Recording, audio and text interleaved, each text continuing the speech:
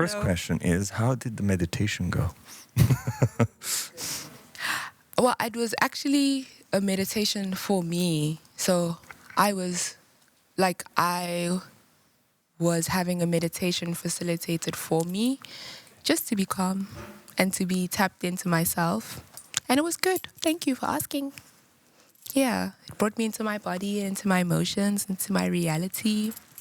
Yeah. Reality is what we will talk about. Oh, yes. It's hard to ask what feels most urgent right now after a meditation. I think it makes me... A nap could be the answer. Yeah. Just breathing. Yeah. Well, breathing is urgent. Right? Yeah. I think breathing is very urgent. It's urgent, but yeah, it's very easy to forget and to do it intentionally, to do it with also technique. There's technique to it more than just the daily processes of it. So yeah. As you were introducing your artwork earlier, there was a moment in which I was recording you and I started seeing your reflection on your artwork, and so I started filming you speak through your reflection. Yeah. And I did it because you prompted me to think of your artwork as a portal to other possible realities in some way, but I think the invitation is a lot more sort of profound than that. And I wonder what was, if you could tell us a little bit more about what the invitation that your artwork is to your audience. So I think my work is really trying to instill this philosophy that I'm trying to develop, which is called iridescent philosophy, coined by Natalie Planetarium, aka Natalie Paneng. That's me. But yeah, so I'm trying to create, I guess, this way of thinking that brings in these multiple perspectives. So obviously, so many things call us to think and look at things in multiple perspectives, or many things could like warp a perspective. Things can reflect and we could see what's reflected and take it as truth, or something could be distorted. But I think for me, the perspective of iridescence is this shifting color, this shifting possibility, and this possibility, like again, like everybody always, like I'm sure Karen Barad is over us all, but like interactions is really the best way to, think about how things are in relation to each other, and through that relation is like the shift. So this continuous working collaboration of elements brings the shifting perspective, but also like there could be a possibility of stillness giving a perspective. I think I'm just kind of inviting people to look through the lens of this warping, colorful, like, what is it? Like, I don't want to say the lens of the lens, but to look to this little peephole. Yeah, the kaleidoscope of possibilities, the other colors. Yeah, I think so. I'm just it's kind of hard now, I guess, to condense it back into a sentence or a way that I want to invite people to engage with the work. But I think more than anything, I'm trying to have this softness and this play and this openness and this kaleidoscope of colors and possibilities be present with us as we do very technical, hard things, or as we ask hard questions, and have it also be like a healing balm to our brains, our hearts, our minds, and our perspectives too. So as we look, things shift. And then the reverse is like the shift in our minds, the shift in our hearts, and the shift in how we re-look when we go back outside. How do we see the reality that we already saw, that we already think we determined, that we already thought we understood? Like those little moments changing, and then, yeah, like, oh, I thought I understood this in this way, but actually now I understand it like that. but also like this through like arbitrary connection that is absolutely not arbitrary, It's this weird loop. I guess in this context... Oh, sorry, you go.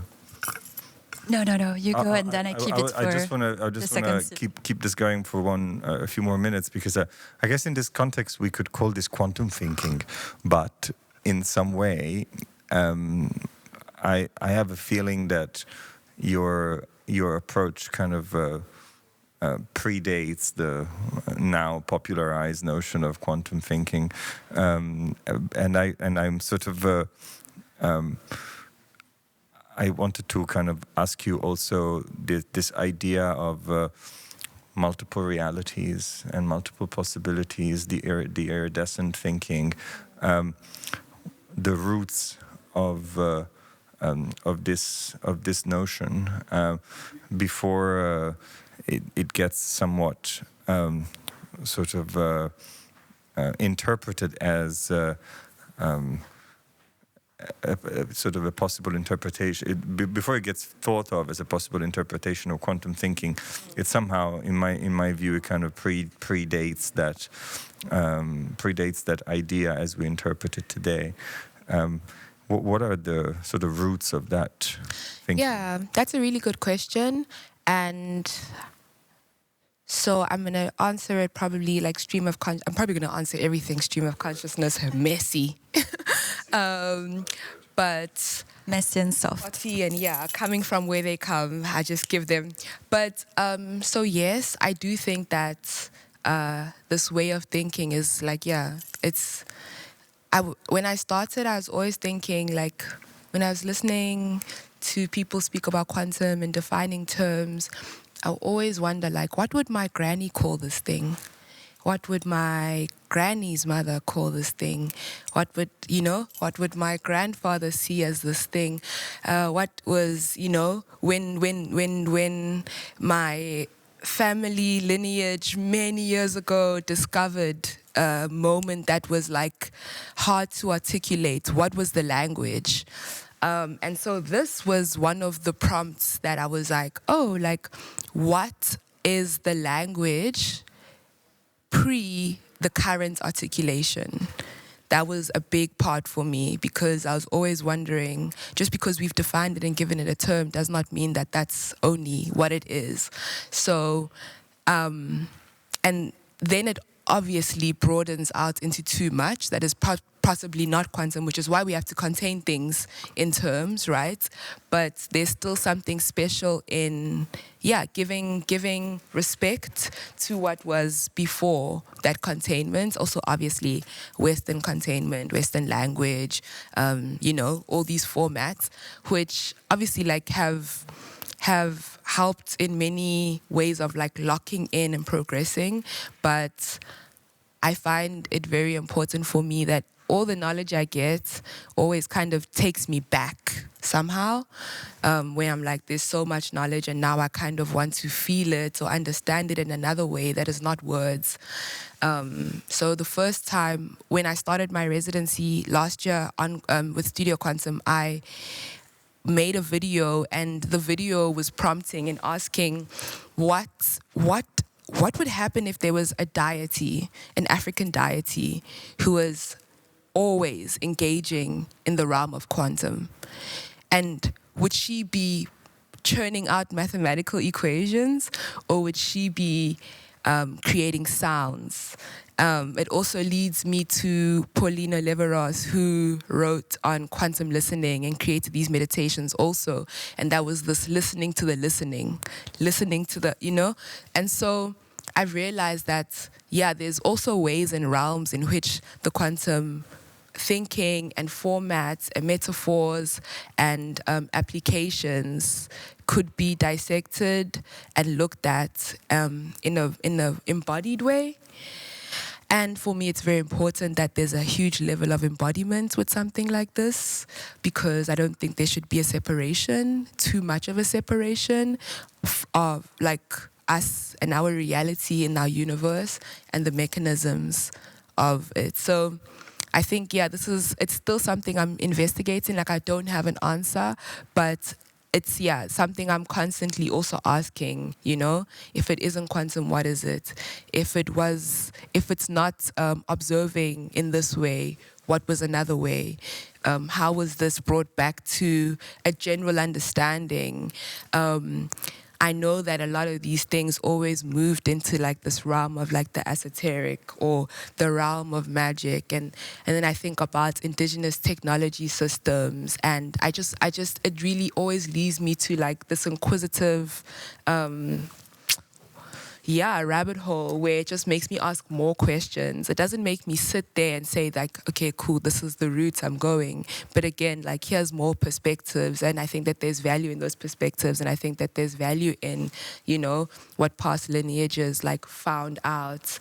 I think like, you know, Leon spoke about, at some point we're all particles, and then at one point we all had eyes.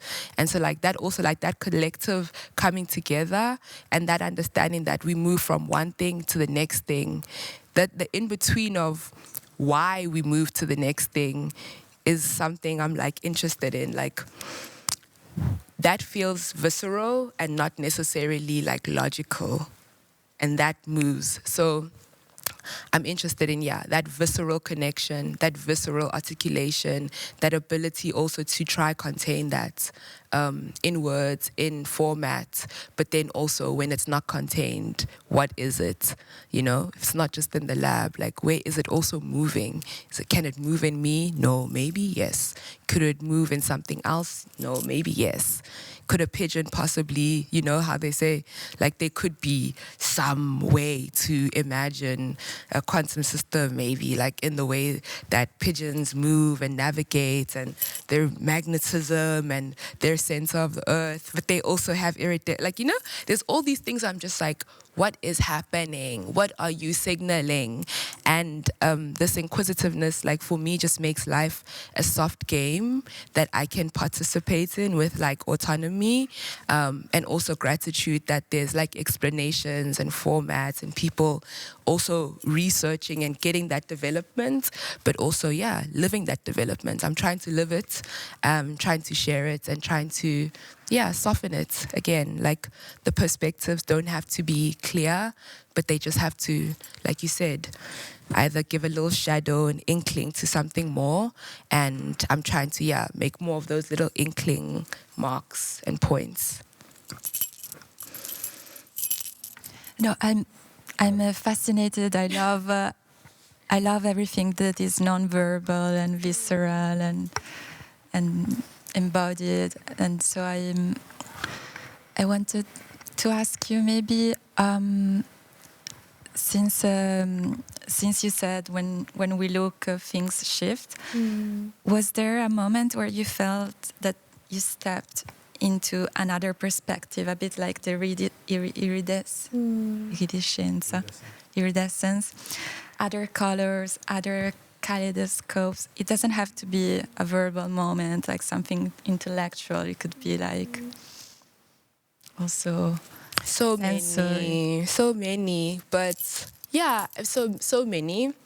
I make a few random ones, but like one moment that shifted my perspective was in South Africa. I don't think we have many like ravens or crows. What are these big birds with the big beak and crows? Yeah, crows. Yeah. I don't really see many crows around. I don't know if we have crows, but probably like another species variation. But when I was kind of starting to like learn quantum concepts, and my brain was on fire, like so sore, so dense, and no more information now was like, I think a lot of information was constantly passing through me. And I kind of got like stuck, like I felt like jammed in the lines, like the hard lines. But I would have these walks and these moments that were just for me, like all very functional, like I'm just walking. And this one time I saw a crow and I was like, it's black, like it's black. I see it's black. And then I think like 2 days later, I picked up a feather and there was so much iridescence on this feather. And then the next days I started thinking, what can my eyes perceive? Like, is this crow black? Like, is it actually genuinely jet black, you know?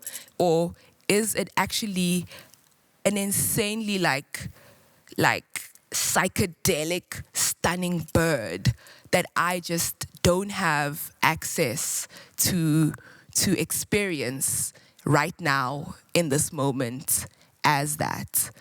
And this, it is arbitrary, but the step-by-step also then took me deeper into understanding what I was trying to investigate in my metaphor of iridescence in quantum physics, because it's very easy for me to say, the easy example that I love to use is like, I love bubbles, and bubbles are clear, and then the light hits them, and then you shift the perspective, and then you move, and it changes again, and then it pops, you know?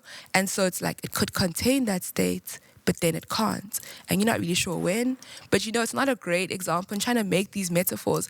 But this was one of those that I was like, not trying to force a concept through it, but was actually revealing more doors for me, and also was just practical. It's genuinely like forever thought that these birds were black. And then like I was able to apply that slowly. And then another one, a small one, which is that, I guess another funny, cute example, when I was starting to research about the possible intersections between iridescence as a metaphor for like how we engage quantum physics and systems, is that I first started on like a very naughty and was not appreciated by a lot of like physicists who I was having dialogues and like interviews with and trying to, you know, in my research process, was always trying to be like, but okay, thank you for explaining everything, but is it magic? Like, just say it. Just, is it magic? It just feels magical.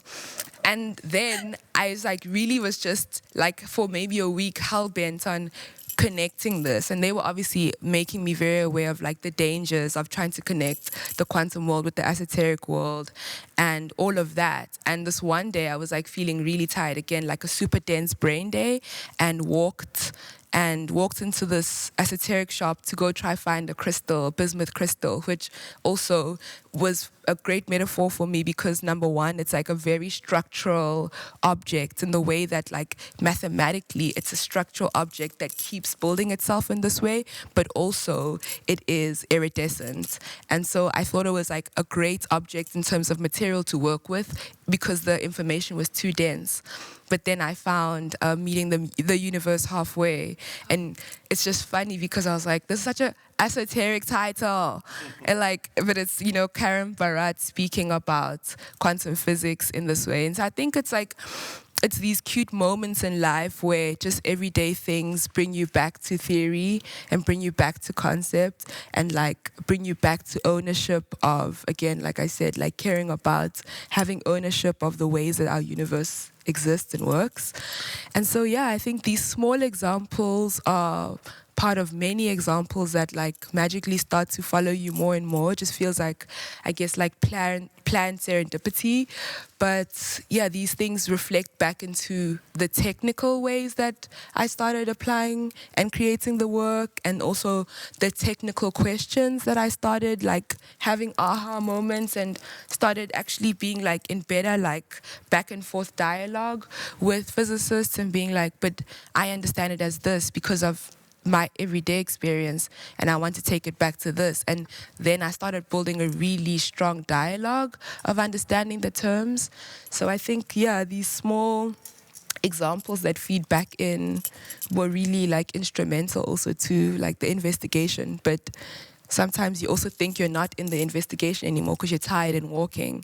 But actually, like life will always be like, hi, here's another one, you know? And then you start to notice. To move on, yeah, with it. Yeah. I think one of the, maybe rather than being a final question, could be a promise for a longer conversation, because one of the things that I'm really curious to explore more with you is what are the possibilities for image making and word building, which some of these discussions are, some of these collaborations that you have and some of these considerations that you're making about perception and about the kind of temporality of how we think about some of these concepts. And I think maybe this is something that we can explore later, but I'm very curious to touch on it, to go more in depth with that. Yeah, so I think imagery and imaging is super important, you know, for like this like grasping.